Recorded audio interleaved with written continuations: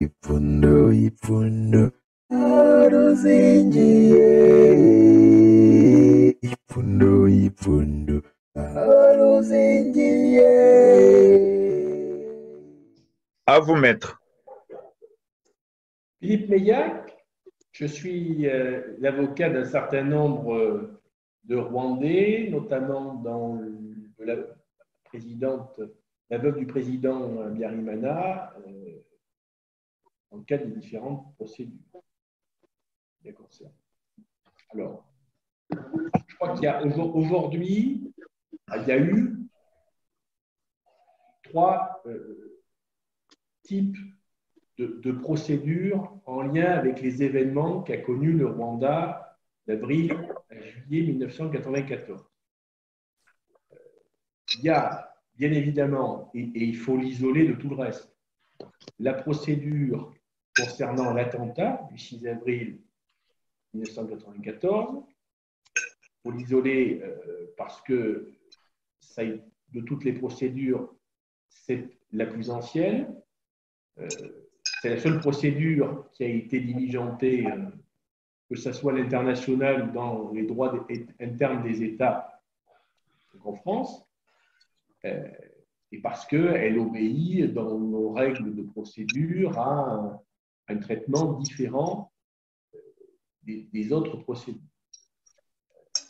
Comme vous le savez, l'ordonnance de non-lieu a été rendue fin 2017, qui a été confirmée par la Chambre d'instruction de la Cour d'appel de Paris en juillet 2020. Et le pourvoi en cassation qui a été formé contre cet arrêt a été rejeté par la Chambre criminelle de la Cour de cassation le 15 février dernier. De sorte que reste aujourd'hui des possibilités d'action qui sont de deux ordres.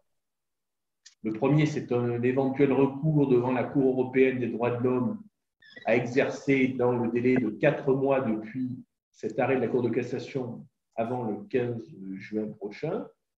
Le second, qui n'est pas limité dans le temps, qui consiste à solliciter la reprise de l'information judiciaire. C'est une procédure qui doit être formée auprès du procureur général, le procureur de la Cour d'appel, en l'occurrence de Paris. Voilà.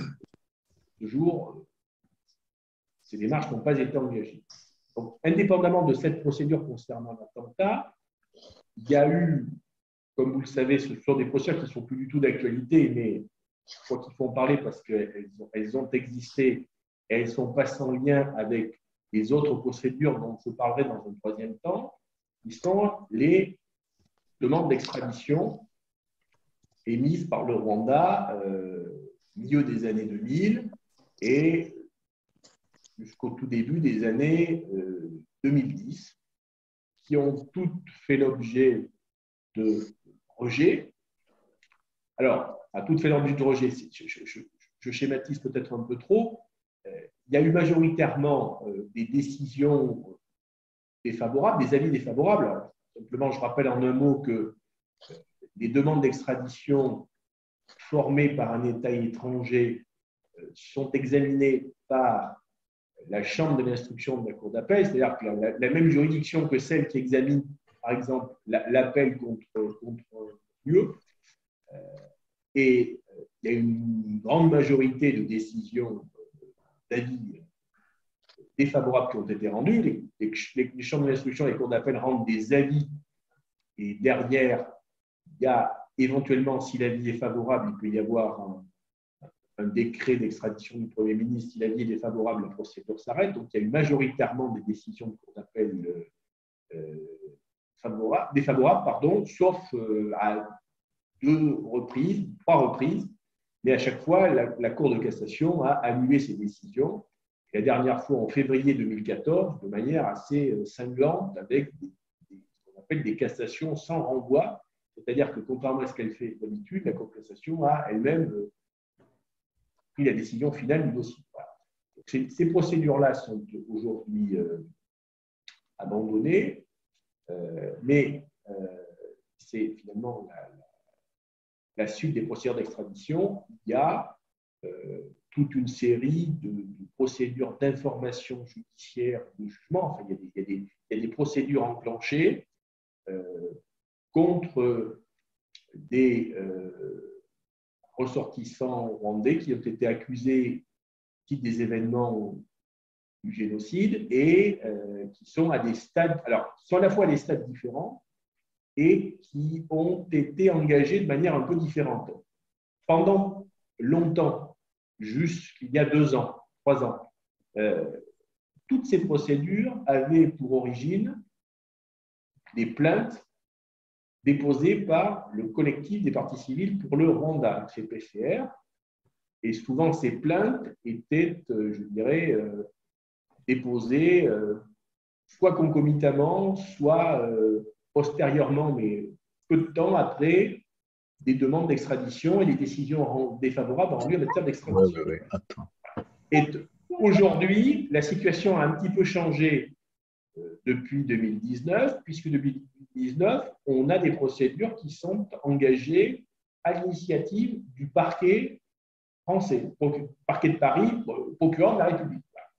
Mais dans les 2 cas, j'ai envie de vous dire, le cursus procédural est le même, puisque il y a une information judiciaire qui est confiée à des juges spécialisés d'un pôle d'instruction spécialisé à Paris.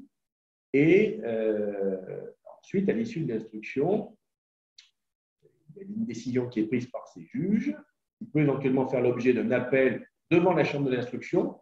On retrouve la même juridiction que celle qui était appelée à juger en matière d'extradition. Et ensuite, de là, on débouche sur des procès comme la Cour d'assises, la Cour d'assises de Paris, comme la Cour d'assises a connu. Alors, il y a 3 dossiers qui ont fait l'objet de procès. Les 2 premières affaires ont fait l'objet de 2 procès et la dernière d'un seul procès. Il y a eu 5 procès en France aujourd'hui sur ces dossiers-là. Alors, il est difficile de tenir des statistiques. Alors, j'en ai pas forcément les moyens logistiques, parce que je ne suis évidemment pas connaissant de tous les dossiers, mais on peut se reporter au site internet notamment du collectif des parties civiles qui tient à jour un listing des plaintes qui ont été établies. Et ce qui est intéressant, c'est que on voit qu'il y a quand même dans ces dossiers un certain nombre de dossiers où il y a eu des décisions de lieu, ou des dossiers où on a l'impression, sans bien évidemment connaître le détail, que la procédure n'avance pas de manière tout à fait significative. Ce qui conduit d'ailleurs assez régulièrement ce collectif de parties civiles à s'en plaindre et s'en émouvoir. Voilà un peu, j'ai envie de vous dire aujourd'hui, le panorama de ces différentes affaires, en sachant que les dossiers qui sont véritablement les plus actifs, c'est les derniers dont j'ai parlé, c'est-à-dire les dossiers qui ont été engagés par le collectif des parties civiles ou par le parquet pour génocide, crime contre l'humanité, complicité des crimes, au nom de la compétence universelle. Parce que, bien évidemment, ce qui permet à la France de juger aujourd'hui, c'est d'avoir dans son ordonnancement judiciaire le principe de la compétence universelle, que assez peu d'États ont.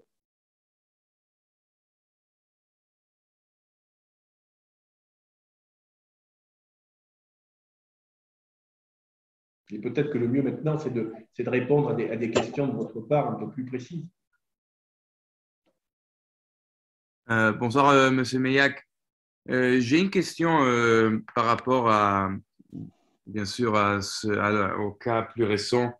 Donc, la semaine passée, on sait que Monsieur Ramucho a eu une continuation de son procès et vous vous êtes présenté à la cour. Je voulais savoir si vous pouviez un petit peu nous parler de ce qui s'est passé dans la salle. Si vous voulez, alors, pour les choses soit clair, il faut bien comprendre, la procédure à l'instruction, c'est-à-dire jusqu'au procès, est soumise en France au secret de l'instruction. Donc, alors on peut pas dire, si vous voulez, beaucoup de choses, si ce n'est vous expliquer comment les choses se passent. En réalité, pour comprendre, il y a eu dans ce dossier une ordonnance des juges d'instruction en octobre 2020, après 14 ans d'instruction, donc une ordonnance qui ordonne la mise en accusation du docteur Raoult-Chaud devant la cour d'assises pour une partie des faits que la plainte, puisque c'était un dossier sur plainte avec constitution de partie civile reprochée, et qui ordonne non-lieu pour l'autre partie des charges.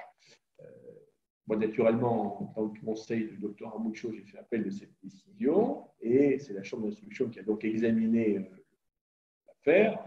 L'audience a duré une bonne partie de la matinée, enfin quasiment toute la matinée, bon, sachant qu'il y a des développements écrits qui ont été, si vous voulez, qui ont été fournis par les parties. Donc, c'est compliqué de rentrer, si vous voulez, dans le détail,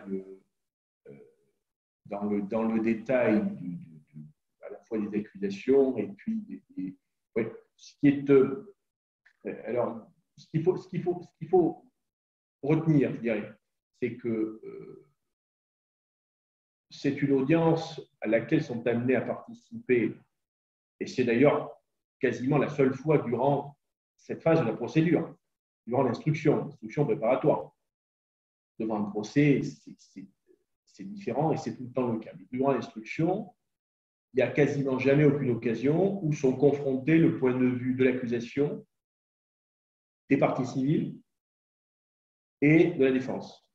Puisque au cours d'une instruction, il y a des interrogatoires, il y a des confrontations, on peut par écrit présenter des observations ou faire des demandes, mais il y a véritablement jamais de confrontation de point de vue.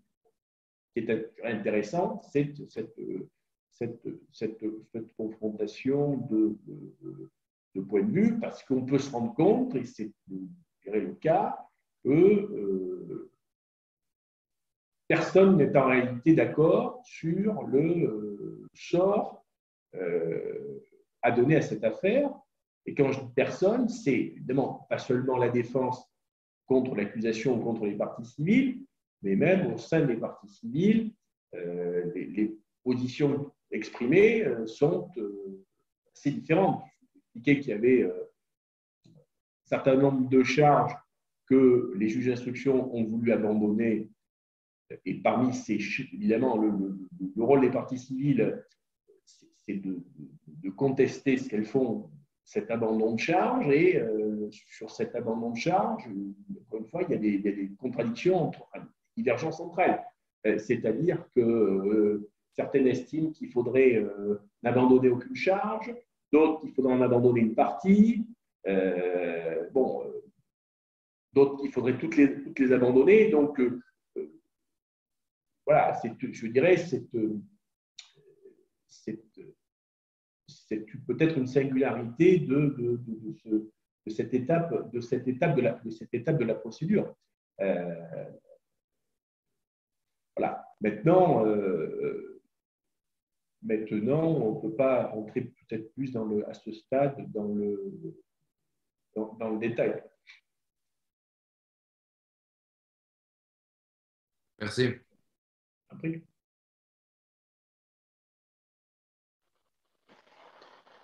Alors, je vais poser une question, maître. Oui. Allô? Oui, je vous entends. Oui, c'est Gaspard Moussavimana de la DNI à Bruxelles. Dernièrement, j'ai quand même assisté à quelque chose dont je voudrais avoir votre avis. On a assisté à un non-lieu dans le dossier de la descente de l'avion du président Habyarimana. Et en même temps, on a assisté aussi à une clôture du dossier de Mme Agathe. Est-ce qu'on peut dire qu'il y a une justice qui arrange les choses en France? Une seconde question, c'est Le fait que le Rwanda est en train de protéger ou de défendre les intérêts français, notamment au Mozambique, en allant défendre, en allant protéger les sites gaziers ou même en Centrafrique, est-ce qu'on peut également parler d'une justice qui est au bout de la politique? Merci. Écoutez, vous touchez effectivement un point à la fois sensible et quelque part incontournable dans l'ensemble, je dirais, des procédures dont nous parlons ce soir. Alors, il y a finalement, je dirais, il y a deux aspects. Il y a l'aspect politique, peut-être au sens diplomatique, c'est-à-dire que on connaît tous ici l'évolution sinueuse des relations depuis 15 ans entre la France et le Rwanda, peut-être plus que 15 ans d'ailleurs, et l'évolution qui a été fonction d'un certain nombre d'étapes de ces différentes procédures. Peut-être tout le monde a en tête naturellement le sujet de l'affaire de l'attentat, la rupture brutale en novembre 2006, des relations diplomatiques par Paul Kagame au lendemain de l'émission de mandat d'arrêt par le juge Bruguière, et puis peut-être d'autres événements. Alors, moi, je crois qu'il y a une réalité aujourd'hui, c'est que évidemment du côté rwandais, non, mais surtout du côté français, on ne s'est jamais trop caché de cette dimension politique ou diplomatique. Vous vous rappelez certainement que lorsqu'il était ministre des Affaires étrangères dans le gouvernement sous la présidence de M. Sarkozy, M. Bernard Kouchner, il ne s'est jamais, je dirais, caché d'essayer de faire tout ce qu'il avait dans sa possibilité pour qu'il y ait une reprise des relations diplomatiques, y compris en ayant une influence sur la procédure de l'attentat. Plus récemment, et peut-être de manière moins éclatante et moins connue, au début de cette année, je l'ai sous les yeux à côté de moi, l'actuel ambassadeur de France au Rwanda, Antoine Onfray, a fait une interview où il explique qu'en réalité, ce processus de réconciliation entre la France et le Rwanda en différentes étapes, et 4 étapes d'ailleurs plus récentes, hein, et il parle en particulier du rapport de la commission militaire. Donc, je vais vous dire, aujourd'hui, effectivement, il y a cette dimension politique et diplomatique qui est évidente, qui est, je trouve, assumée du côté français. Pour autant, ce n'est pas parce que ce fait est assumé que, effectivement, il n'en est pas choquant. Alors, pour bien comprendre les choses, comment il peut s'exprimer comment elle peut s'exprimer cette dimension dans les différentes procédures, et notamment dans la procédure concernant l'attentat. Alors, il est clair que la France connaît une séparation des pouvoirs qui est respectée, c'est un principe constitutionnel. Les magistrats de notre pays sont indépendants statutairement, les magistrats du siège, ceux qui jugent. Hein. Vous savez qu'il y a 2 catégories de magistrats et ne reçoivent d'instruction de personne.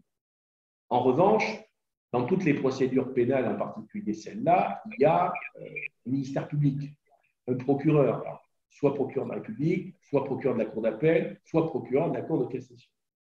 Et le procureur, dans notre système français, souvent un reproche qui est fait, il est tout sauf indépendant.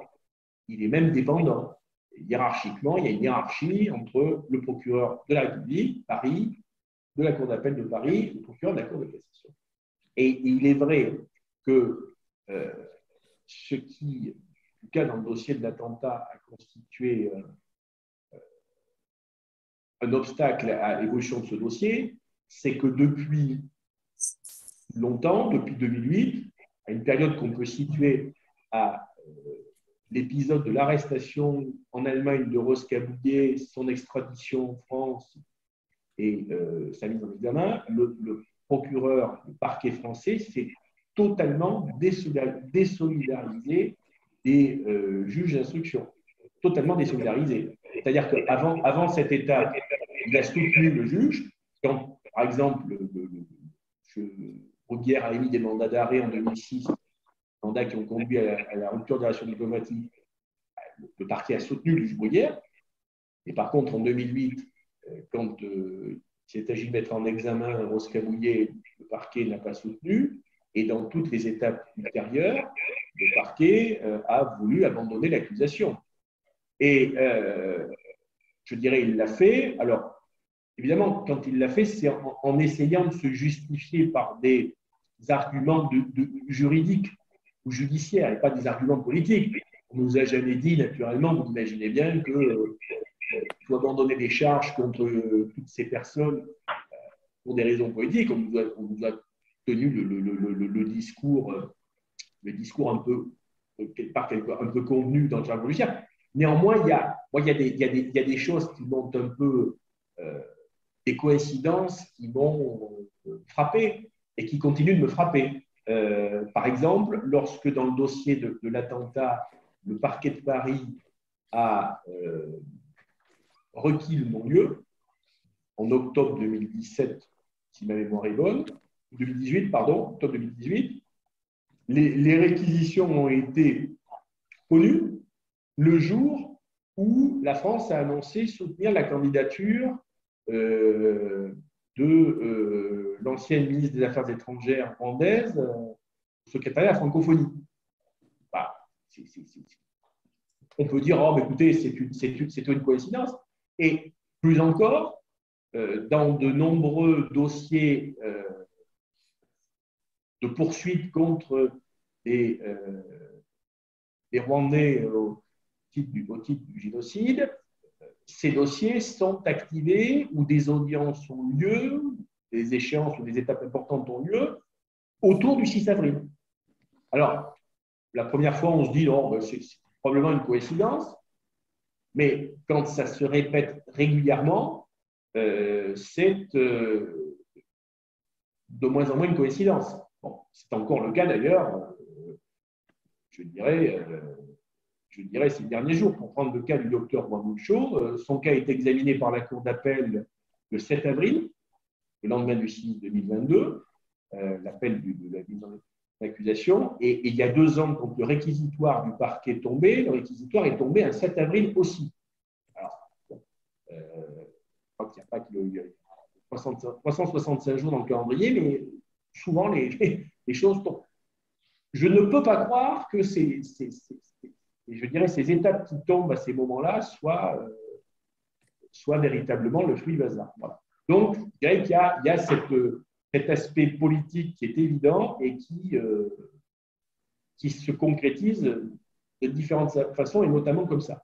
Alors, dans cette dimension politique, il y a quand même une deuxième chose qu'il faut avoir à l'esprit, c'est que les dossiers qui sont de poursuite contre les ressortissants rwandais en France, qui sont menés au nom de la compétence universelle et par définition, en tout cas au stade de l'instruction, donc de la préparation du dossier avant procès, beaucoup de choses se passent ou doivent se passer au Rwanda. Bon, il peut y avoir je dirais, dans ces dossiers, tout le monde sait très bien que du fait du temps qui s'est écoulé, il n'y a plus beaucoup d'éléments matériels, ou quasiment aucun. D'ailleurs, les lieux ont été modifiés, etc. Et que tout se base et est fait sur le fondement de témoignages.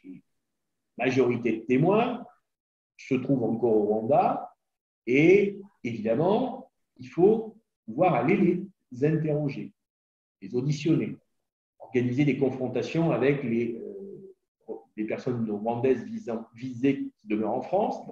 Et donc, tout ça nécessite, par nature, par hypothèse, une collaboration avec les autorités rwandaises. C'est-à-dire que si on veut mener à bien les procédures, il faut pouvoir aller sur place dans le cadre de commissions rogatoires internationales, il faut qu'il y ait je dirais, une bonne collaboration. Alors, ça ne veut pas dire épouser les idées du pays avec qui on collabore, mais par la force des choses, la France se trouve quand même aussi, quelque part, soumis au bon vouloir du Rwanda, c'est-à-dire qu'il pourrait y avoir des refus de commission rogatoire qui anéantiraient toutes les procédures menées en France. Et d'ailleurs, je ne sais pas si vous vous rappelez, mais il y a eu, il y a quelques années, à l'époque où, évidemment, à l'époque où déjà les relations diplomatiques ont été rompues, tous les dossiers ouverts contre des Rwandais pour génocide ont été gelés, puisque, par définition, les enquêteurs français, les juges, ne pouvaient plus aller au Rwanda faire la commission rogatoire.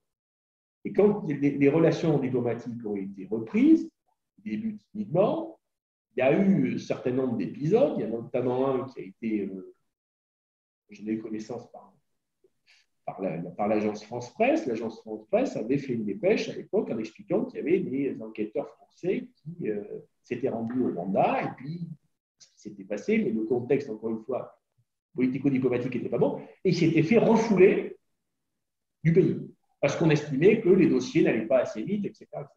Voilà. Donc, alors, une fois qu'on a dit ça et qu'on veut résumer les choses, on se dit, si on veut prendre un peu de hauteur, qu'évidemment,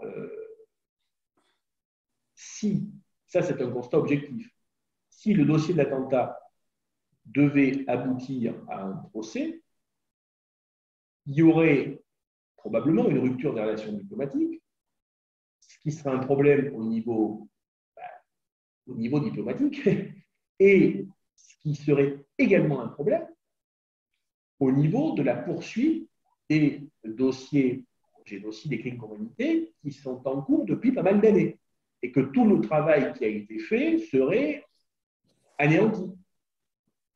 Voilà. Et donc, quand on a dit ça, on comprend le poids que représente le dossier de l'attentat. Et d'ailleurs, alors, je ne sais pas si vous avez connaissance de cet ouvrage, mais je vous recommande vivement sa lecture. Je le montre à l'écran. Il y a un monsieur qui s'appelle Éric Emeraud, qui a publié, ce n'est pas de la pub pour lui, aux éditions Plomb, je crois que c'est en septembre 2019 ou 2020, mais le livre est encore dans les bacs, un document qui s'appelle « La traque et mon métier ». Ce monsieur Emeraud, c'est un colonel de gendarmerie, c'était le chef du service de l'Office central génocide crime contre l'humanité, chargé de traiter tous les dossiers. Il explique, alors, on ne sait pas trop quand on lit son livre si les personnages sont réels ou emprunts. Enfin, il semblerait que c'est un récit un peu romancé, nuancé, et que en fait, les personnes qui sont citées correspondent pas à des personnes qui ont été poursuivies. Enfin, j'espère d'ailleurs, parce que c'est quand même embêtant de parler de ces dossiers en enquête. Bon. Enfin, en tout cas, ce qui est très intéressant, c'est que quand on lit cet ouvrage, on nous explique, la manière dont il voit les choses, la manière dont il appréhende les choses. Et il y a tout un passage en particulier sur cette dimension politique. Et il y a tout un passage sur le dossier de l'attentat où il explique, lui, chef quand même du service Office central, que il a été, le service attendait avec impatience la position du procureur à la fin de l'instruction, des réquisitions de non-lieu en clair, et que c'était un élément assez important pour la suite du travail de cet office. Donc, c'est la matérialisation. C'est exactement ce que j'étais en train de vous expliquer. C'est-à-dire que dans cet ouvrage, colonel de gendarmerie, lui, il explique que, en réalité, le dossier de l'attentat, s'il n'avait pas été sacrifié, parce que c'est comme ça que je crois qu'on peut dire, eh bien, les dossiers financiers diligentés par l'Office central, en réalité, beaucoup n'auraient pas abouti.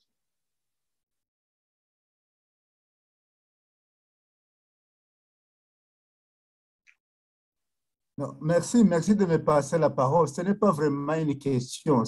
Je voudrais tout d'abord féliciter Maître Philippe. J'ai suivi depuis très longtemps donc, son action donc, dans la lutte que le peuple rwandais mène pour que la vérité puisse être rétablie. J'ai continué donc à suivre son action et je voudrais le remercier ici parce qu'il a tout fait pour essayer d'aider nos compatriotes. La préoccupation que j'ai maintenant, donc quand je vois donc les agissements des dirigeants français qui font que la dimension politique prend le dessus. C'est ce que moi je vois. Je vois que la dimension politique prend le dessus sur la dimension judiciaire. Je voudrais donc demander l'avis du Maître Philippe. Et si nos compatriotes qui sont accusés, soupçonnés par le gouvernement de Kigali, si nos compatriotes pourront vraiment obtenir justice en France, parce que la dimension politique vraiment a un poids très dur. Et j'ai peur que nos compatriotes, et notamment comme vous l'avez mentionné, docteur Rwamucho, il y a un autre docteur Sosten Munyemana, et ainsi d'autres personnes qui sont déjà accusées. Et donc, j'ai peur que ils n'auront pas vraiment justice. C'est mon sentiment. Quel est votre point de vue, maître, sur ce qui se passe actuellement sur le plan politique et s'il n'aura pas vraiment des incidences donc, sur la dimension judiciaire. Donc, je vous remercie. Alors, effectivement, j'ai parlé de pas mal de choses, mais je crois qu'il faut aborder maintenant aussi la question des procès et comment se passent effectivement ces procès. Parce que, pour répondre directement à votre question, ce qu'il faut comprendre, c'est qu'on est en France dans un système de procédure dit inquisitoire, par opposition au système anglo-saxon de la justice internationale, qui est un système accusatoire, où le rôle des avocats et de la défense en particulier est cantonné par rapport à celui qui peut être le rôle de la défense dans un système accusatoire. Et ce qui, de manière générale, parfois critiqué, mais qui, me semble-t-il, dans les dossiers dont nous parlons, est un réel problème. C'est un réel problème, et même au-delà. Je m'explique.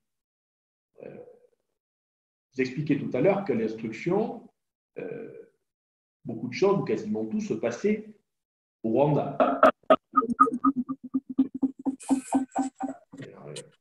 Beaucoup de choses se passent au Rwanda. Les auditions, les confrontations, etc., les lieux. Le problème, c'est que nous autres avocats français n'ont pas la possibilité d'aller sur place, voir les lieux, et encore moins, mais ça serait le cas si on avait la possibilité d'aller sur place, d'enquêter, de chercher des témoins, etc. Ça nous est interdit dans la procédure française. Nous, tout ce qu'on a le droit de faire, c'est de lire le dossier que le juge prépare, de lui demander de faire un certain nombre de choses, d'aller là où il n'a pas été, d'auditionner des personnes qu'il n'a pas entendues, de confronter avec des gens qu'il n'a pas entendus, mais j'ai envie de vous dire, en cas de caricatural, qu'il faut lever son petit doigt, demander, monsieur le juge, il faut faire ci, il faut faire ça. Alors, il se trouve que, peut-être c'est le fruit de l'expérience ou le fait de connaître quand même ces dossiers, c'est vrai que j'ai la chance que certains constate que souvent les juges acceptent de faire droit à un certain nombre de demandes. Mais parfois, on a soit des refus, soit l'incapacité d'obtenir la justice, d'obtenir un certain nombre de renseignements. Donc, il faut comprendre que on a réellement cette difficulté. Alors, à ça s'ajoute le fait que lorsque les dossiers arrivent en procès, jugement, aujourd'hui, il y a 3 affaires qui sont arrivées à ce stade-là. Il y en a d'autres qui vont faire l'objet de procès. Il y en a notamment une au mois de mai là, qui va débuter. Je crois concernant l'ancien préfet M. Bouchy Barouta, dans la cour d'assises pendant 2 mois. Alors, là, il y a d'autres difficultés qui apparaissent. Notamment, il y a une chose, c'est que la cour qui juge, c'est une cour d'assises classique, c'est-à-dire, on appelle ordinaire dans notre jargon, c'est-à-dire composée à la fois de juges professionnels, 3, et de jurés non professionnels tirés au sort à partir des listes électorales. C'est très différent de ce qui se passe évidemment au tribunal international où on a affaire à des professionnels. Alors, vous me direz, il y a d'autres difficultés, j'entends, mais enfin, on a quand même affaire à des gens qui sont des professionnels de la justice et qui sont censés avoir étudié le contexte dont il s'agit. Et au niveau d'autres juridictions internes, notamment par exemple du Canada, je crois qu'il s'agit de juges professionnels et non de jurés non professionnels. Donc ça, vous l'imaginez bien, ça pose une difficulté parce que les dossiers sont jugés donc par cette cour, composée majoritairement de jurés qui, et on ne peut pas le reprocher, ne connaissent pas très bien à la base le sujet, ou assez peu, ceux qui le connaissent un peu. Et alors, c'est pour ça que dans ces procès, on a partie est consacrée avant d'entrer dans les faits qui sont reprochés. Une partie est consacrée importante au contexte. Mais le contexte, voilà, alors, le contexte, donc chacun peut effectivement citer un certain nombre de témoins pour venir expliquer le contexte du Rwanda en avril 1994, le contexte de la région, etc., avec la possibilité de faire visionner les films, etc. Mais il est vrai que dans l'organisation des procès, on a aujourd'hui quand même un certain nombre de témoins qui ont une présentation du contexte qui est le contexte officiel tel qu'il est rapporté dans les médias français. Et donc, voyez finalement où je veux en venir, c'est-à-dire que dans ces procès, on a quand même une difficulté qui est aussi la difficulté de faire prendre en compte la réalité actuelle du pays. Alors, quand je vous dis contexte, on s'intéresse principalement au contexte de 1994 et beaucoup moins au contexte actuel.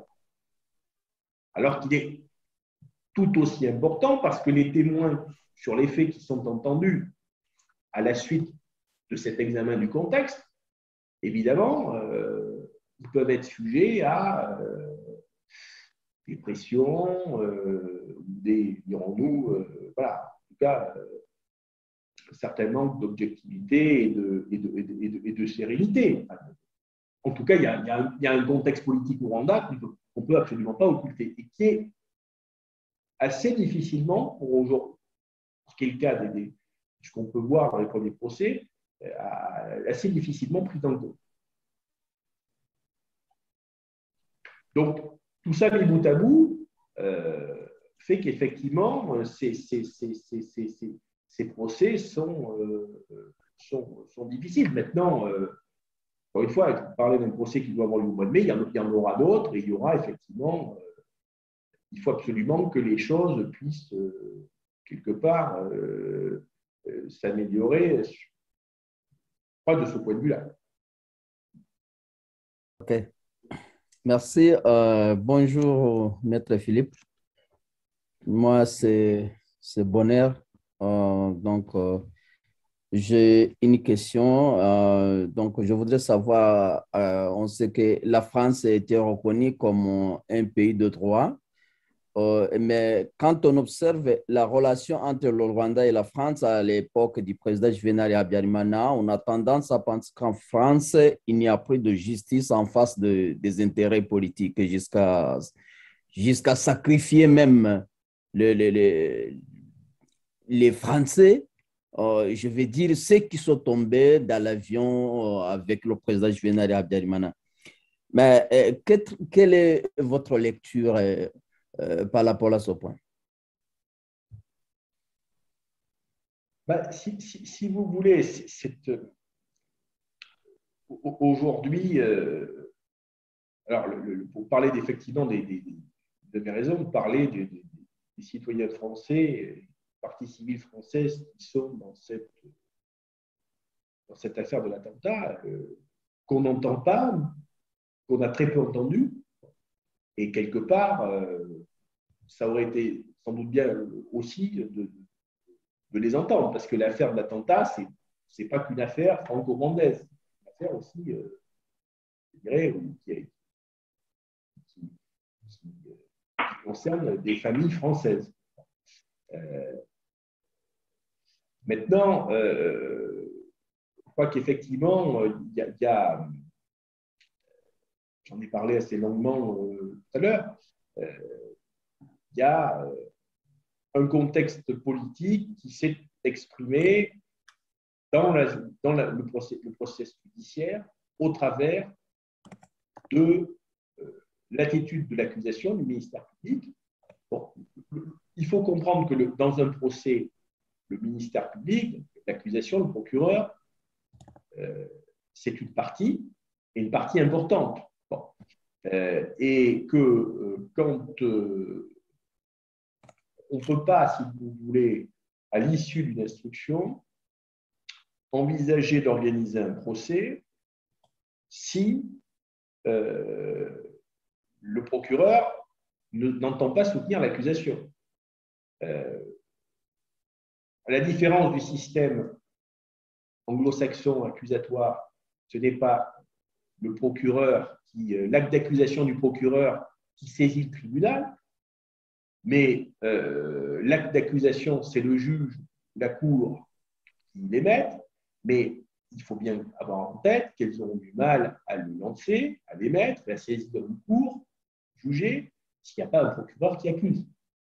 Et dans l'affaire de l'attentat, c'est précisément ce qui se passe. C'est-à-dire que depuis 2008, l'époque que j'ai située tout à l'heure, l'épisode d'arrestation en extradition de Bosca-Bouillet, le parquet a fait comprendre qu'il ne soutiendrait pas l'accusation. Bon. Et on peut imaginer, alors officiellement pour des raisons liées à ce qu'il manquerait d'éléments, etc., etc. Après, la réalité, c'est que dans le système judiciaire français, le parquet n'est pas indépendant, à la différence du juge. Donc l'impact du politique sur la procédure, on la trouve au travers, je pense, de l'attitude du ministère public, du procureur, qui prend soin depuis 15 ans de ne pas soutenir l'accusation, ce qui fait qu'au bout de l'instruction, au moment où il s'agit pour les juges de prendre une décision, il n'est pas envisageable pour eux d'organiser un procès, sachant que le procureur ne soutiendra pas l'accusation au procès. Donc, voilà comment, si vous voulez, les choses se passent. Alors, si on poursuit le raisonnement un peu plus loin, c'est problématique encore aujourd'hui, parce que on évoquait tout à l'heure, on me posait la question, à la suite du non-lieu, qu'est-ce qu'il est possible de faire? On parlait d'un recours en Cour européenne qui est très particulier, qui en réalité ne permet pas d'aboutir à une manifestation de la vérité, mais simplement actuellement de sanctionner une décision d'un État, en l'occurrence français. La question qui pourrait se poser, c'est une reprise de l'instruction pour charge nouvelle. C'est-à-dire que si, admettons, de nouveaux éléments sont révélés, de nouveaux témoignages apparaissent, il est possible de demander de reprendre le dossier à l'instruction. Mais voyez-vous, le problème qu'il y a, c'est que dans notre système, c'est au procureur qu'il faudrait demander de rouvrir l'instruction. Le procureur qui, comme je vous le disais à l'instant, depuis 15 ans, prend soin de ne pas soutenir l'accusation. Donc, autant vous dire que dans la configuration actuelle, il y a finalement très peu de chances, quasiment aucune, que le procureur accepte de rouvrir une instruction.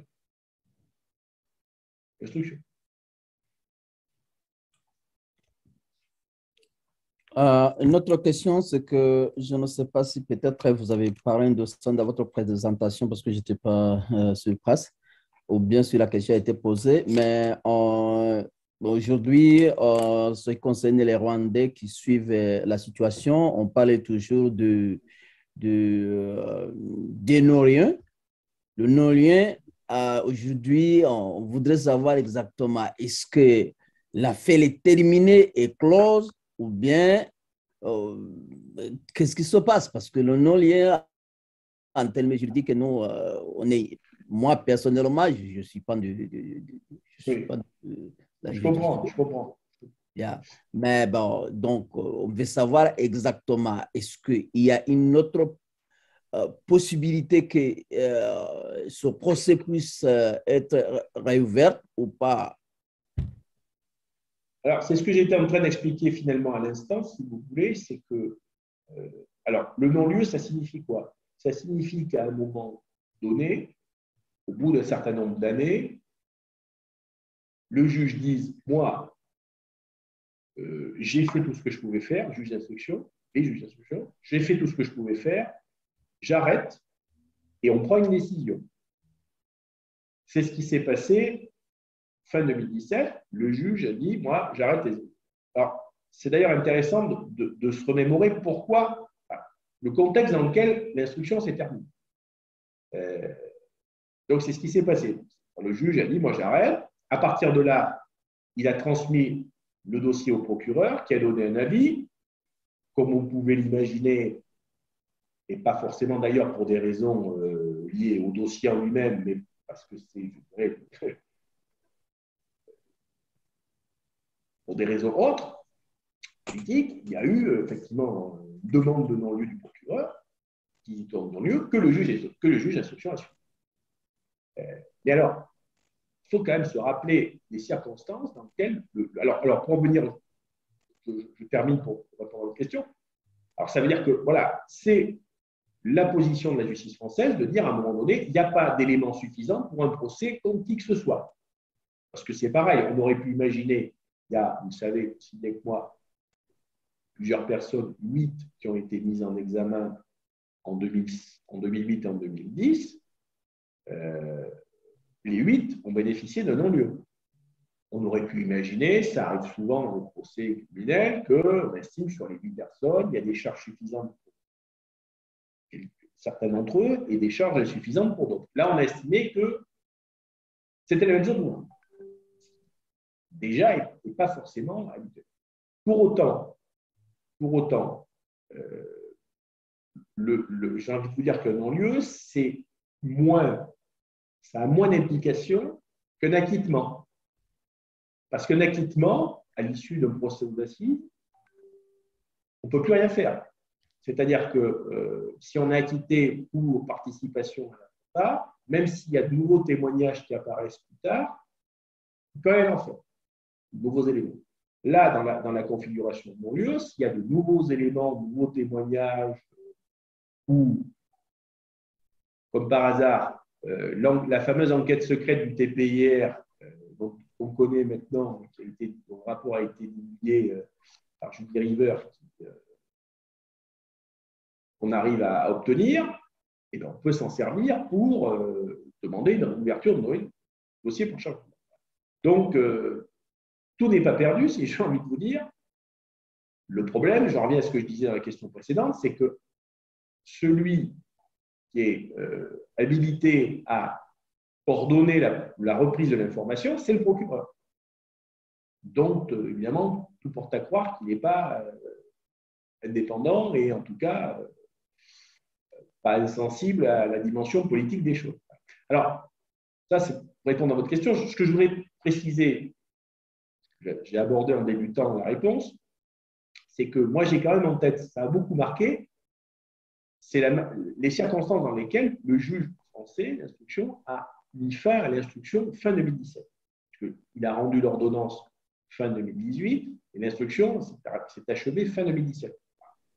La troisième fois qu'elle s'est achevée, parce qu'elle s'était achevée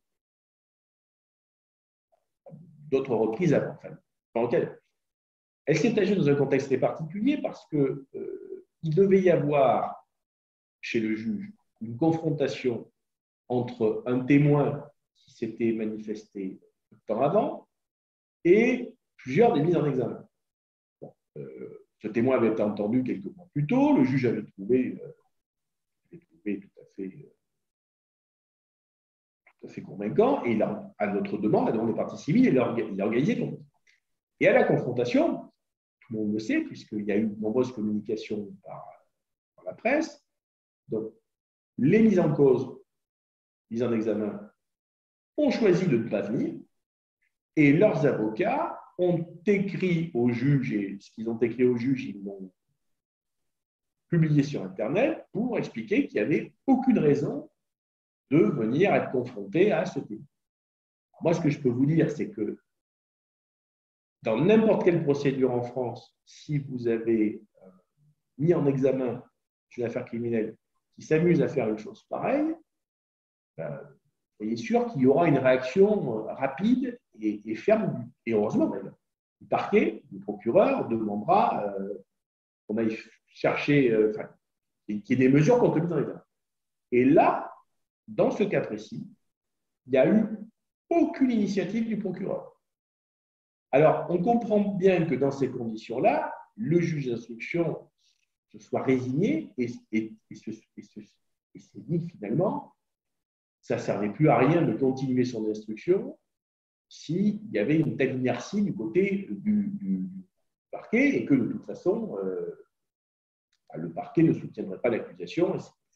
C'est d'ailleurs ce qui s'est passé. Donc, on voit très bien, à travers de ce que je vous dis, le rôle assez central dans notre procédure de l'accusation, qui, encore une fois, a abandonné son rôle dans l'affaire de l'attentat depuis 2008.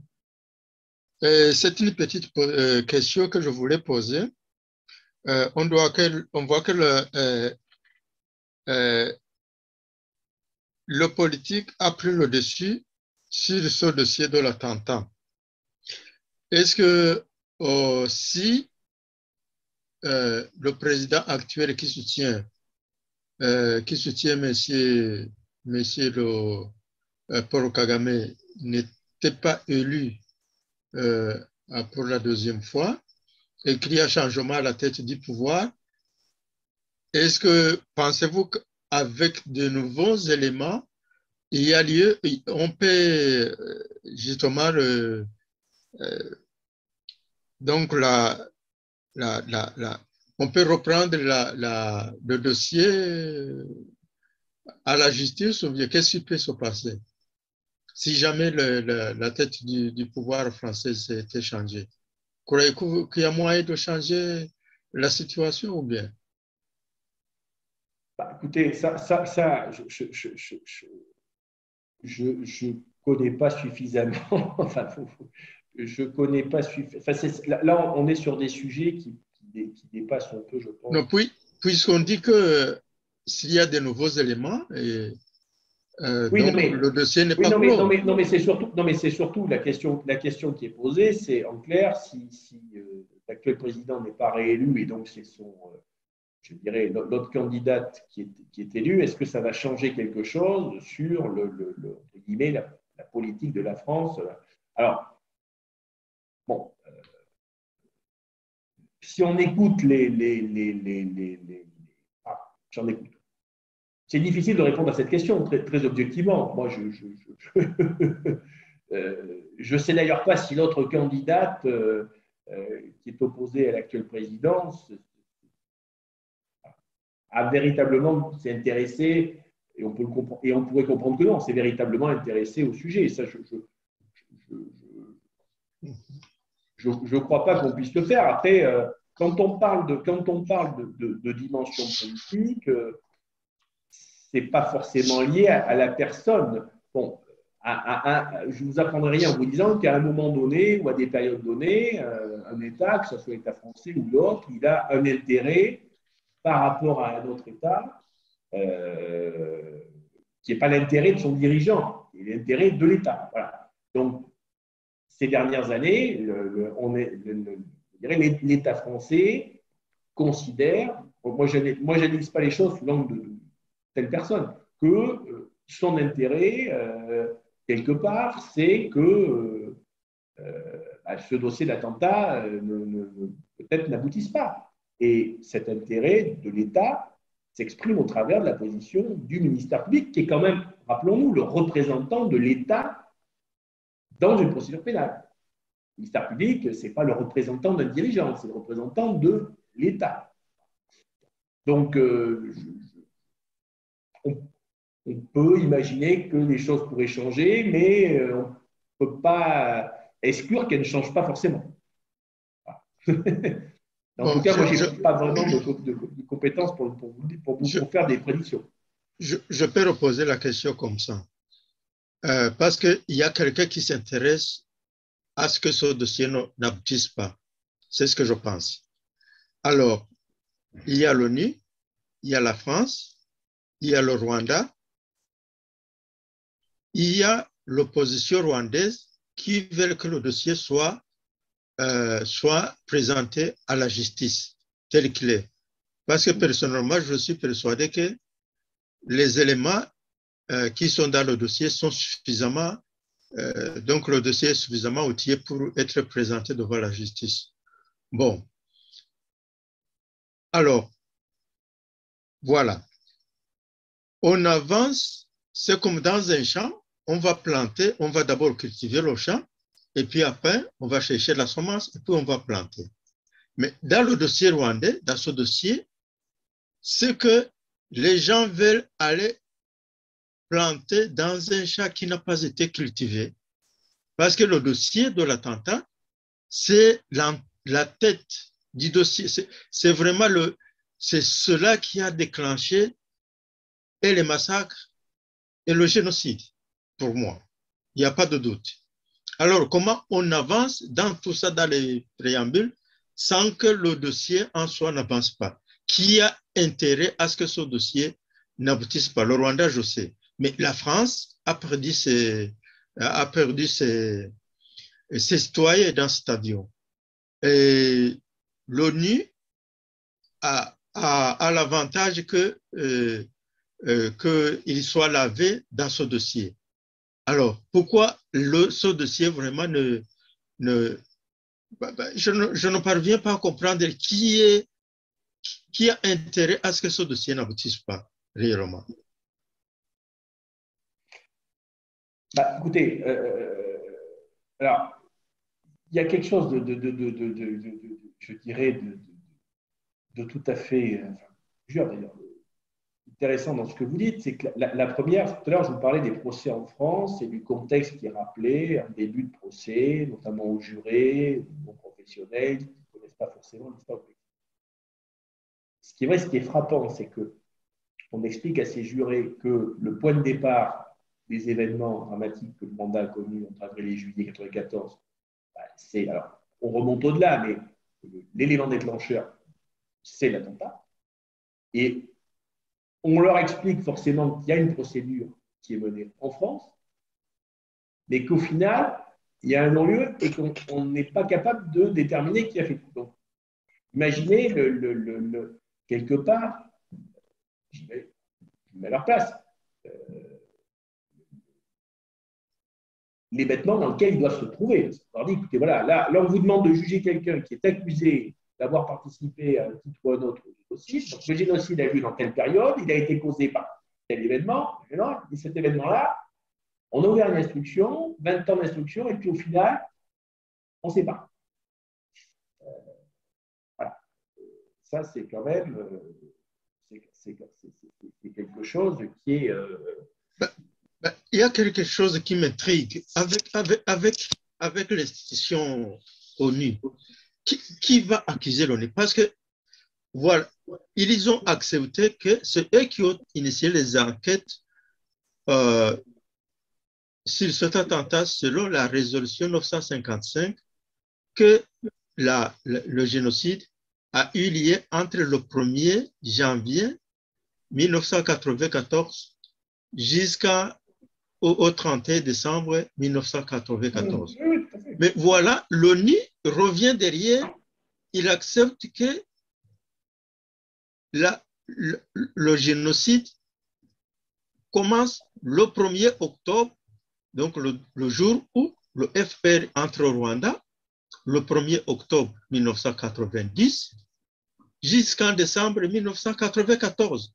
Et c'est la même institution qui accepte deux thèses, deux faits plutôt. Mais vous savez, oui, mais alors, il y a une chose qui est très importante, c'est que, alors, parmi les acteurs du tribunal international, il y a notamment l'ancienne procureure, Madame Delbonté, qui a écrit un ouvrage qui s'exprime de temps à autre. Il arrive même d'être témoin dans certaines procès, qui a clairement dit dans son ouvrage que de toute façon, elle avait compris que, et d'autres, qu'il était impossible d'enquêter sur l'attentat et les crimes commis par le FPR, sans quoi l'activité du tribunal international était conduite à suspendue ou arrêtée. Bon. Quelque part, ce que je disais tout à l'heure, en France, ce n'est pas dit de la même façon, mais on peut considérer que c'est implicite, ou en tout cas, on arrive un peu à la même situation. C'est-à-dire qu'il est évident que si le dossier de l'attentat avait débouché sur un procès, c'était quand même l'issue la plus naturelle. Une affaire de cette nature, avec autant de personnes en examen, c'est quand même rare qu'il n'y ait pas un autre. Maintenant, ça n'a pas été le cas. Alors, maintenant, dans tout ça, il y a un non-lieu. Alors, je vous dis, le non-lieu a des avantages, entre guillemets, par rapport à un acquittement, puisqu'il peut y avoir une suite, une reprise d'information. Maintenant, c'est vrai qu'en termes de process, arrêter une enquête comme ça, sans procès public, je trouve que ça a quelque chose d'extrêmement choquant, surtout pour les parties civiles, celles que je représente et les autres. C'est-à-dire que, un peu la moindre des choses, là actuellement en France, il y a le procès des attentats du 13 novembre qui dure depuis quasiment 6 mois, prévu pour durer 8 ou 10 mois. Il y a d'autres procès de cette nature. Bon, un événement comme l'attentat du 14, je pense qu'il nécessite plus qu'une audience de quelques heures devant la cour d'appel, la chambre d'instruction de la cour d'appel de Paris. C'est justifié en réalité un procès qui dure plusieurs mois et au cours duquel on débattra vraiment de tous les éléments qu'il contient. Parce qu'aujourd'hui, ce dossier, il est resté à l'instruction. Certains ont fait fuiter des éléments qui les intéressaient. Bon, et ceux qui ne les intéressaient pas, ils ne les ont pas fait fuiter. Mais en réalité, ceux qui connaissent le contenu, c'est les avocats, les parties, ceux qui ont accès au contenu du dossier. C'est un dossier qui comporte des dizaines de milliers de pages et dont le contenu. C'est vrai. Ouais. J'ai un autre élément concernant le procureur, comment il s'appelle, Horrigan, l'Australien, qui a fait les enquêtes au Rwanda, sur place. Et j'ai lu dans son document que ce n'est pas seulement M. Kagame qui est accusé dans ce dossier, mais il y a aussi des Américains. Est-ce que les noms des Américains auraient fait peur aux Français pour ne pas présenter le dossier devant la justice? Moi, je ne sais pas. Non, mais il est évident que c'est une question. Quand je dis que, effectivement,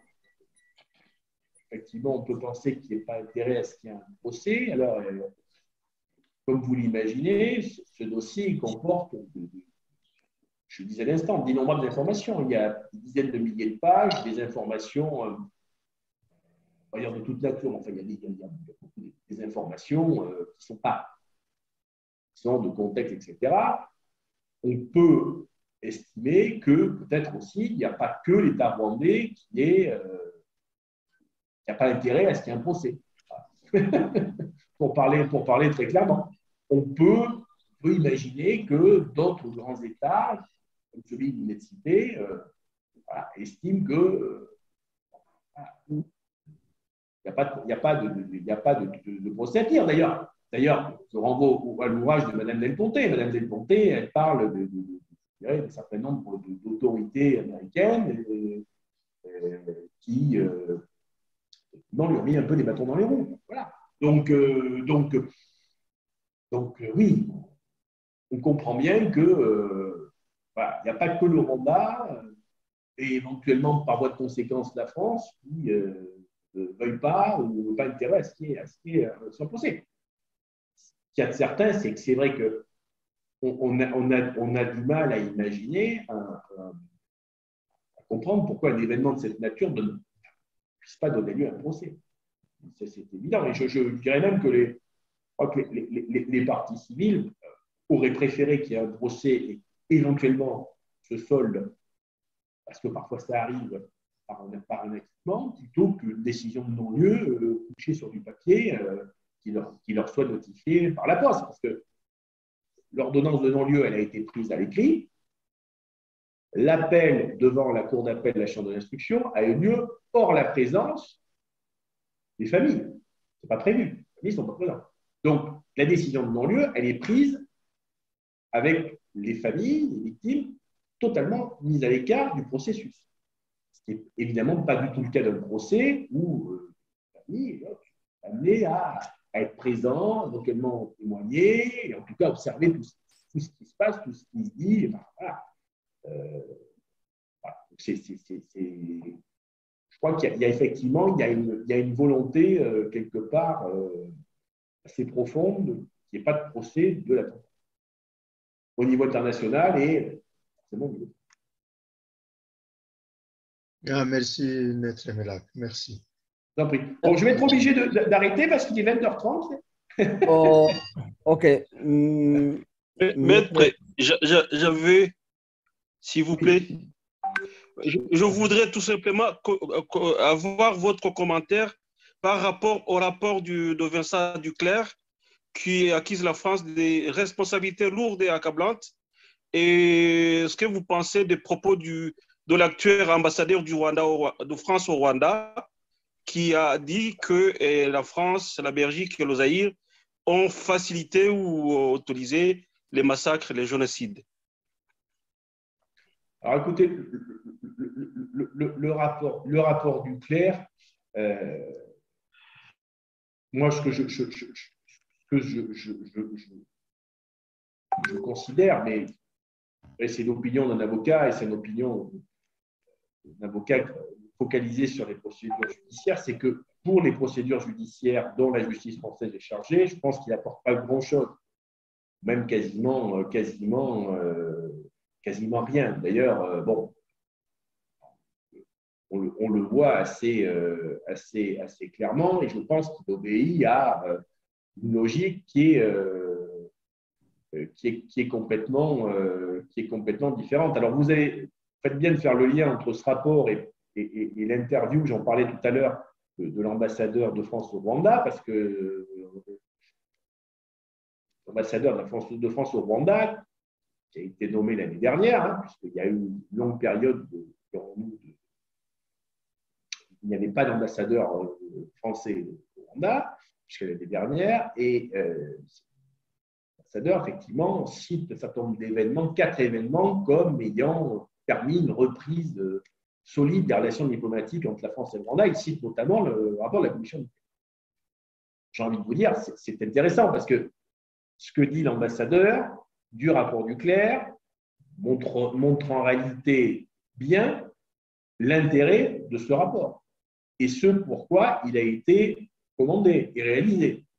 C'est-à-dire qu'il s'inscrit dans le cadre de la reprise des relations diplomatiques. Moi, ce que je peux vous dire, ce que j'observe, ça sera mon temps à observer les relations de la France et le Rwanda, mais par la force des choses, comme ça joue un rôle sur les dossiers, on est bien obligé de s'y intéresser un minimum, c'est que, oui, en réalité, c'est que ce rapport, il n'a pas je dirais, voilà, il n'a pas véritablement, il a un intérêt qui me paraît finalement assez, qui me paraît assez limité. Et il traduit quand même une chose, en tout cas l'utilisation de le rapport lui-même, c'est que on sait très bien que le régime rwandais actuel a construit toute sa légitimité, en tout cas l'essentiel, sur le traitement d'un certain nombre de dossiers liés aux événements de 1994. Moi, l'impression que j'ai, c'est qu'effectivement, si on veut, c'est plus qu'une impression, c'est qu'en réalité, si on veut pouvoir construire une relation solide avec le Rwanda, je ne sais pas quand on s'appelle la France, c'est peut-être le cas aussi de la Belgique, mais c'est qu'il faut montrer un certain nombre de gages.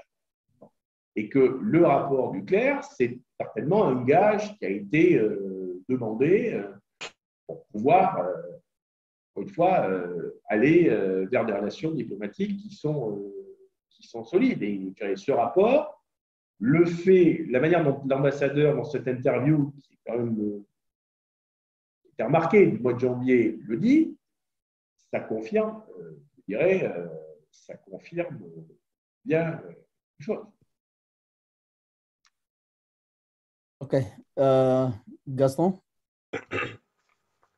Excusez-moi d'être arrivé en retard. Je vous remercie de m'avoir accueilli ici sur votre chaîne. J'avais juste une petite question. Et maître, est-ce qu'on peut avoir encore confiance en la justice française vu que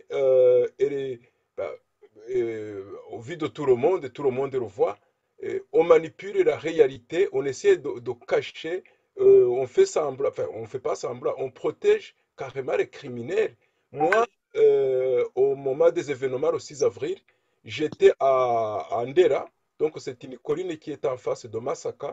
J'étais à ce jour-là, ce soir-là, j'ai tout vu, mais quand on voit la façon dont la justice française fonctionne, on peut se poser des questions. On peut se demander si c'est encore possible de faire confiance en la justice française. J'aimerais savoir ce que vous en pensez. Bon, vous comprenez bien que moi, de par mes fonctions, je ne peux qu'avoir, je ne peux effectivement que considérer utile de poursuivre nos investigations, même si nous rencontrons des obstacles, effectivement. La question que vous posez, ça renvoie, je dirais, c'est pas propre au sujet du jour, mais ça renvoie au processus judiciaire.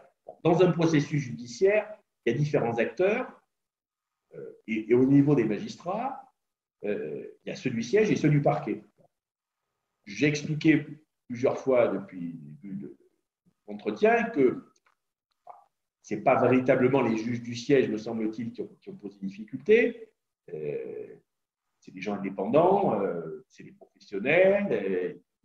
Il disait tout à l'heure qu'il y avait des magistrats qui avaient organisé des confrontations entre le témoin et les personnes en cause. Donc, il y en a eu d'autres avant, et M. Trévidic de la même façon. Mais il y a aussi l'accusation, le procureur, et le procureur, c'est un élément déterminant. Alors, sur le papier, on est censé, les parties civiles, la défense et le procureur, constituer trois parties avec des droits équivalents, mais en réalité, on sait très bien que l'accusation a un poids, si c'est un poids supérieur, en tout cas, sa position est une donnée incontournable qui permet ou pas d'aller vers un procès. Et donc, si vous avez une accusation qui finalement ne joue plus son rôle en disant « moi, je ne veux pas poursuivre, on ne poursuit pas », bon, et on comprend aussi pourquoi, le processus judiciaire, il peut plus avancer. Et c'est précisément ce qui s'est passé, puisque dès 2008, je disais tout à l'heure, à l'occasion de l'arrestation de Bosca-Bouillet, on a compris assez vite que le parquet, le procureur, ne voulait pas poursuivre. Alors, les juges d'instruction, M. Trévidic, après M. Herbeau, ils ont quand même continué, fait des actes, organisé un certain nombre de choses, mais on savait très bien que de toute façon, le parquet finalement, ne bougerait pas. Voilà. Et quand on est arrivé au bout de l'instruction, qu'il a fallu prendre une décision, forcément que la position du procureur, beaucoup plus que celle de la défense, des personnes en examen, la position du procureur pèse très lourd. Parce que quand vous avez un procureur dans une affaire criminelle qui vous dit « Non, non, mais il faut un non-lieu », sous-entendu, s'il y a un procès, moi, je ne soutiendrai pas l'accusation, comment voulez-vous que les juges d'instruction décident d'aller plus loin?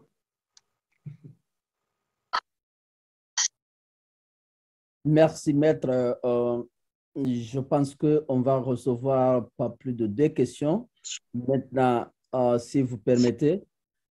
Mais ma dernière question, en fait, c'est de savoir, est-ce que vraiment vous pouvez nous parler un peu sur les planificateurs? Parce qu'aujourd'hui, on parlait de Kagame et Museveni en tant que planificateurs. Est-ce que vous pouvez nous parler un peu des éléments qui peut justifier ou bien qui peut éclairer un peu le public? Sur quoi donc? Je n'ai pas saisi, pardonnez-moi. Les planificateurs, parce qu'aujourd'hui, on parlait de planificateurs, Kagame et Museveni. Oui, alors, bon, si vous voulez, ça, c'est un sujet.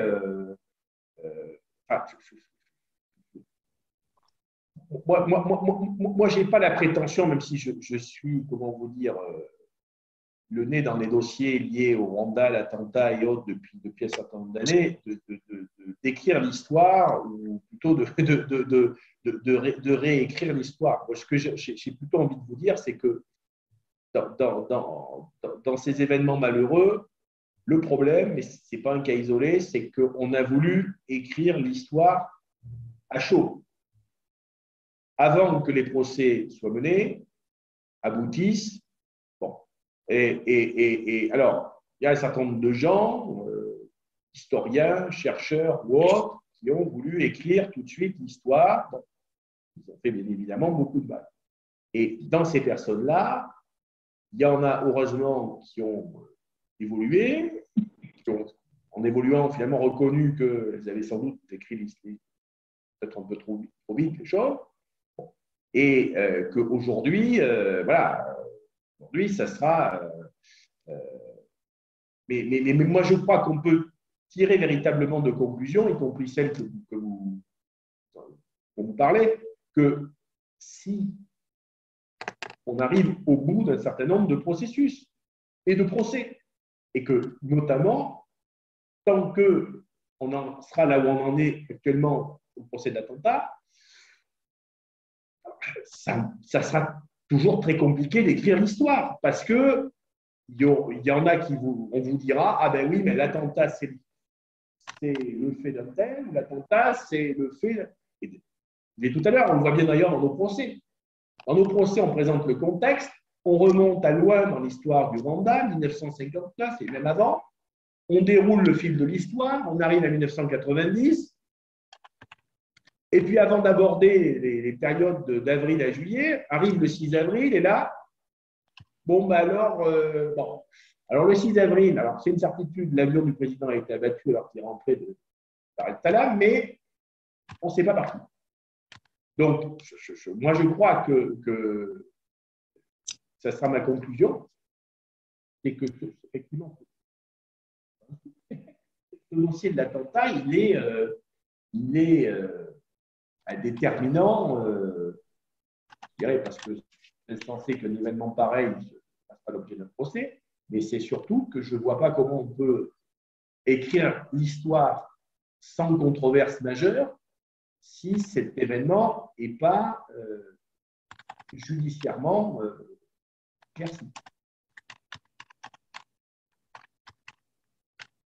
Merci, Maître Philippe. Je ne sais pas, comme je disais, si vous permettez. C'est comme, juste une comparaison, c'est comme si, en toute proportion gardée, on écrivait la guerre de 14-18 sans savoir qui a assassiné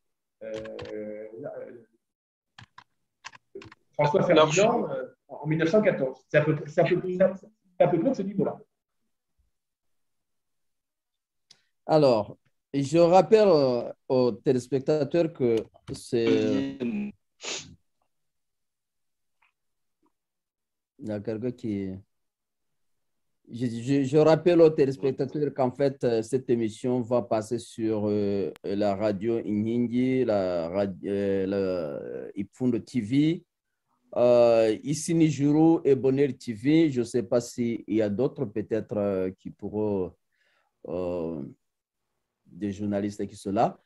Maintenant, je ne sais pas, est-ce que vous permettez, Maître Philippe, pour qu'on puisse prendre au moins ces 2 questions? Ben écoutez, oui, rapidement, parce qu'il est déjà 20h45. OK, Gaston. Merci beaucoup, Maître. Juste une dernière question. C'est juste pour avoir votre point de vue. Comment ça se fait que cette justice française ne prend pas la peine d'écouter ceux à qui on prête ce génocide sans qu'il y ait une enquête indépendante? Parce que jusqu'à maintenant, je ne crois pas qu'il y ait une enquête indépendante. Parce que ce que juge Bruguière avait fait, on a jeté dans la poubelle, on a juste voulu mettre en place un juge qui était pour le pouvoir de Kigali.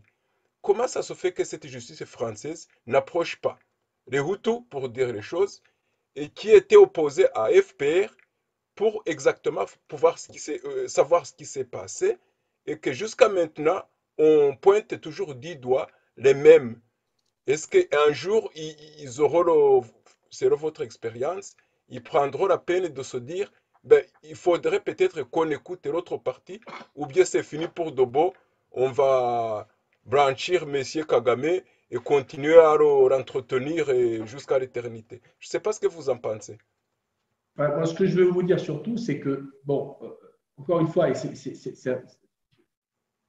un peu le problème, c'est que on a depuis l'affaire de l'attentat, elle a fait l'objet de 20 ans d'instruction, de 1998 à 2018. Bon. Il y a eu 3 juges d'instruction qui se sont succédés. Ils étaient 2 à chaque fois, mais il y a à chaque fois 3 qui ont véritablement dirigé le dossier. On a, en fonction des éléments de ce dossier qui ont filtré, on a attribué à ces juges des positions qui n'étaient pas forcément la leur. Je vous donne un exemple. Quand le juge Trévidic a ordonné une expertise qui l'a conduit à se rendre au Rwanda, on a parlé des conclusions du juge Bruguière, dont il était en premier lieu d'ailleurs. Mais ce n'était pas du tout les conclusions du juge Bruguière, c'était les conclusions de plusieurs experts de différentes disciplines qui se sont rendus sur place, dans des conditions qu'on peut critiquer, qu'on a critiquées, qu'on peut contester, etc. Mais ce n'est pas les conclusions du juge. Bon. Donc, vous voyez, je crois qu'il faut être prudent là-dessus, c'est que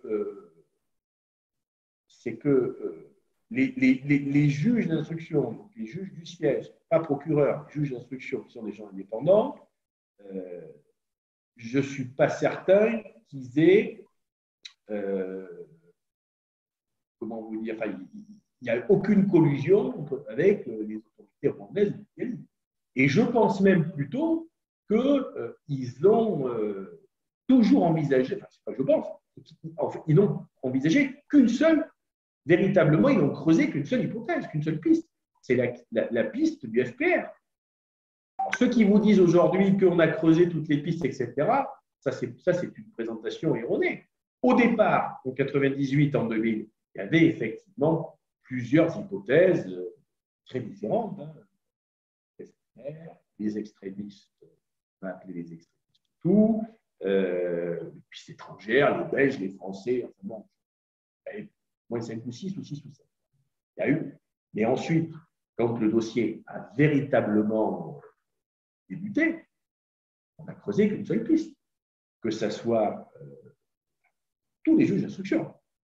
Et ensuite, au fur et à mesure, il y a eu des choses qui ont évolué, des témoignages, des témoins qui ont disparu, des témoins qui ont un petit peu changé d'avis, on se demande bien pourquoi. Cette expertise qui a été réalisée dans des conditions. Voilà, mais on a travaillé que sur une seule hypothèse. Et c'est pour ça que quand on a entendu, au moment où le non-lieu allait être prononcé, on allait voir ce qu'on allait voir et qu'il y a une autre piste qui allait être creusée, on l'attend toujours, j'ai envie de vous dire, cette autre piste. Je veux dire que si Kigali avait des éléments solides qui permettent de considérer que ce n'est pas ceux qui ont été visés en examen qui sont les auteurs et les commanditaires, mais c'est d'autres personnes, je pense qu'on aurait communiqué à la justice française ou qu'on en aurait fait quelque chose. On voit bien qu'en réalité, aujourd'hui, le débat sur l'attentat, c'est juste d'avoir des éléments de preuve qui permettent de conforter ceux qu'on a vus, qui ont été un peu remis en cause, ou pas jugés. Mais en tout cas, il ne faut pas mêler les juges d'instruction à ces considérations, je dirais, politiques. C'est très compliqué. Moi, je vais vous dire, on a eu la chance d'avoir des juges très différents. Le premier, M. Bruguière, avec des méthodes, une personnalité qui lui a dit « Moi, je ne vais pas au Rwanda, je ne vais pas y aller, etc. » Bon, on peut le critiquer, etc. On a eu ensuite M. Tréville, qui, lui, est assez opposé quelque part, en disant « Moi, voilà, je vais sur place, je fais une expertise. » Et on en a eu encore un troisième, un peu comme ça. Voilà, donc on a eu cette chance-là. Maintenant, au bout du compte, quand on regarde les éléments du dossier, il semble qu'on avait de quoi organiser un procès. Donc, tout à l'heure, le problème incontournable, c'est que l'accusation ne veut pas accuser. Quand l'accusation ne veut pas accuser, c'est compliqué d'organiser un procès. Bon, je peux poser une petite question? Allez, la toute dernière. Oui. Est-ce qu'on peut, c'est vraiment la conclusion de cette rencontre? Je pense que c'est la justice des vaincus, malgré la présence de l'ONU, malgré la présence de la France. C'est le Rwanda, c'est la justice des vaincus. Vous voyez, parce que toute l'histoire, c'est génocidaire et génocidé. Génocidaire et les saints, les moutons et les loups. Donc, cet attentat, ça appartient aux loups, on le met de côté. Donc, toute l'histoire, c'est l'histoire des Noirs, on le met de côté, il n'y a pas aucune considération. C'est ce qu'on observe actuellement. Vous ne pensez pas? Oui, si, mais sans aller... Enfin, moi, je le traduirais peut-être autrement, mais ça revient au même. C'est que, je vous disais tout à l'heure que ce qui est assez frappant, c'est qu'on a voulu écrire l'histoire tout de suite, après les événements à chaud. Je vous disais, il y a des historiens, des chercheurs, etc., qui vous ont dit tout de suite, voilà. Bon, on imagine bien que si on a fait ça, c'est parce que finalement, sous l'influence, dirons-nous, des vainqueurs, il a fallu faire comme ça. Et que ce n'est pas quelque chose qui est propre au Rwanda, attention, hein. C'est quelque chose assez. Je dirais qu'il y a eu cette réponse et cet positionnement sans nuance. Sans nuance. Alors, moi, ce que je dis, ce que je pense, c'est que il faut justement être dans la nuance et que tout est question de nuance et que dans un processus judiciaire, justement, tout est question de nuance. Voilà. Et que la nuance, elle est difficile à obtenir. Voilà tout ce que je dis. Et que, quelque part, à différentes occasions, on manque un peu de nuance. Voilà. Que si on manque de nuance, c'est parce qu'il y a aussi des intérêts qui font qu'à un moment donné, la nuance peut gêner. Voilà comment je traduirais les choses, mais je pense que finalement, c'est la même idée. Mais en tout cas, merci. Et puis, merci. Écoutez, merci. Et je crois qu'il faut effectivement, profiter de la nouvelle technologie pour essayer de pouvoir débattre et prendre un peu de hauteur sur les sujets, plutôt que de rester dans quelque part trop terre à terre. C'est vrai sur le sujet du jour, mais comme tous les sujets. Merci beaucoup. Merci. Bonne soirée. Merci bien, Maître Philippe. Merci à tous les participants de cette émission. Malheureusement, il y a eu certains qui ont eu des difficultés pour se connecter et puis ils sont venus un peu en retard, mais on pense que rien n'est perdu. Donc, à très prochainement, peut-être vous aurez le temps encore de nous accorder cette chance pour qu'on puisse quand même savoir davantage. Ça marche. Allez, bonne soirée, messieurs. Au revoir. Merci, au revoir. Ifundo, ifundo, ifundo, ifundo,